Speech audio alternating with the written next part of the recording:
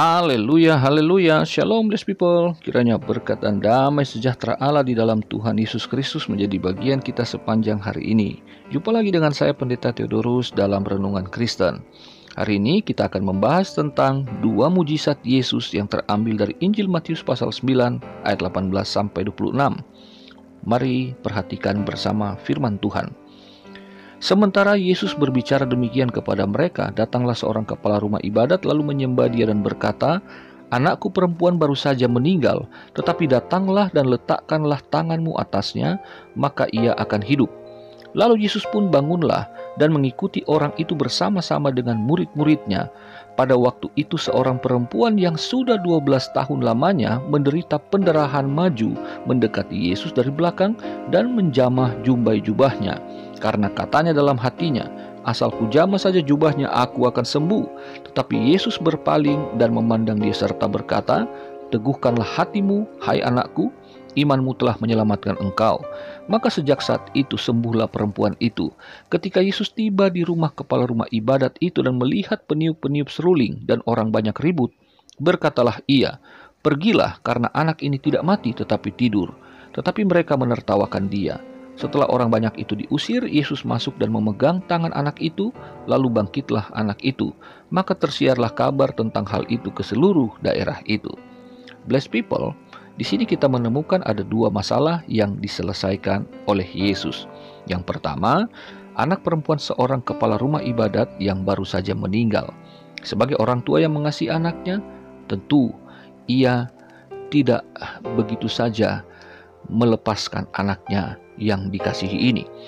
Tetapi yang terpenting di sini adalah ketika ia mendengar bahwa Yesus ada di sana, Yesus yang telah ia dengar perbuatan-perbuatannya, maka ia datang menyembah dan memohon kepada Yesus. Dengan demikian, ayah dari sang anak ini adalah orang yang mempercayai bahwa Yesus adalah Mesias Israel yang diberitakan oleh para nabi, dan Yesus itu adalah anak Allah yang maha kuasa. Karena dikatakan di sini, sang ayah percaya bahwa Yesus sanggup membangkitkan anaknya dari kematian ketika ia berkata, "Datanglah dan letakkanlah tanganmu atasnya, maka ia akan hidup." Ini iman yang luar biasa. Dan hasilnya, anaknya bangkit dari kematian setelah dijamah oleh Yesus. Kita mengingat bahwa seperti Lazarus, ketika Yesus berkata, ia tidak mati, tetapi tidur. Dikatakan di sini adalah anak ini tidak mati, tetapi tidur. Dengan demikian, apa yang Yesus sampaikan dalam Yohanes pasal 10 ayat 25 itu terjadi juga bagi anak ini, yaitu akulah kebangkitan dan hidup. Jadi bagi Yesus, kematian orang benar itu akan mengalami kebangkitan dan kembali mengalami atau menikmati kehidupan. Yang kedua, seorang perempuan yang sakit pendarahan selama 12 tahun. Bagi Anda yang perempuan, tentu mengalami menstruasi adalah hal yang tidak menyenangkan.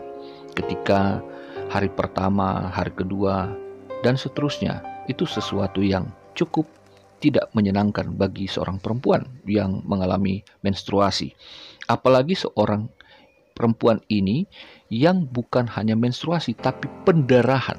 Artinya rasa sakitnya, penderitaannya melebihi menstruasi. Dan ini dialaminya 12 tahun terus menerus. Dan ketika ia melihat Yesus sedang menuju rumah ibadat, tempat orang yang anaknya meninggal ini, ia segera mendekati Yesus, tidak dari depan karena seorang perempuan yang mengalami pendarahan adalah seorang yang najis menurut Taurat. Tetapi ia dari belakang dan ia percaya bahwa Yesus sanggup menyembuhkan sakitnya. Dan ia hanya berkata di dalam hati, dan hasilnya perempuan itu sembuh setelah ia menjamah jumbai jubahnya Yesus. Jumbai jubah menunjukkan bahwa Yesus sesungguhnya siap untuk bersembahyang di rumah ibadat itu. Tetapi apa yang dia lakukan tidak membuat Yesus marah.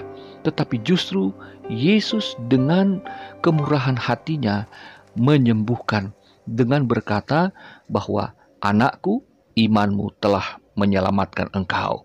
Jadi bagi Yesus, apa yang dialami ini bukanlah sesuatu yang mudah bagi seorang perempuan ini, tetapi bagi Yesus imannya telah menyelamatkan, bukan hanya disembuhkan tetapi diselamatkan. Sesuai dengan bahasa Yunaninya, bukan hanya kesembuhan fisik tetapi dilepaskan dari kehancuran dan ia dibawa kepada kehidupan yang kekal. Nah, apa yang kita lihat ini adalah mujizat dari Yesus.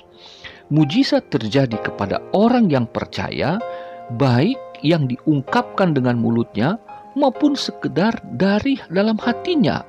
Tetapi ini berasal dari iman yang teguh, kepercayaan yang sungguh-sungguh bahwa Yesus sanggup untuk menyembuhkan. Yesus Tuhan, Allah yang Maha Kuasa. Mujizat Yesus tersebut, saudaraku, hanyalah gambaran kecil dari gambaran besarnya, yaitu pada kedatangan Yesus kali yang kedua. Sesungguhnya itulah pemulihan dan kebangkitan yang sempurna. Artinya orang yang anaknya mati itu dibangkitkan tetapi akan mati lagi. Perempuan yang disembuhkan ini akan mati juga pada akhirnya. Tetapi ketika orang-orang ini mempercayai Yesus adalah Kristus, Mesias, Tuhan dan Juru Selamat, maka meskipun tubuhnya mati, tetapi di kemudian hari ketika Yesus datang kali yang kedua, mereka akan dibangkitkan, akan menerima kehidupan yang kekal yang tidak akan mengalami sakit dan kematian lagi. Jadi tidak ada duka cita, tidak ada lagi kematian bagi orang beriman. Sukacita dan kehidupan itulah bagian orang beriman yang abadi di dalam Kristus. Jadi kalau kita hari-hari ini mengalami banyak tantangan, bahkan sakit atau keluarga kita mengalami kematian, percayalah bahwa ketika orang-orang tersebut ada di dalam Kristus, maka mereka pasti akan mengalami kebangkitan untuk menerima kehidupan yang kekal. Demikian kita yang sakit, hari ini kita juga percaya bahwa Yesus sanggup untuk menyembuhkan kita dan kita dapat melayani Dia kembali. Tuhan Yesus memberkati, sampai jumpa lagi.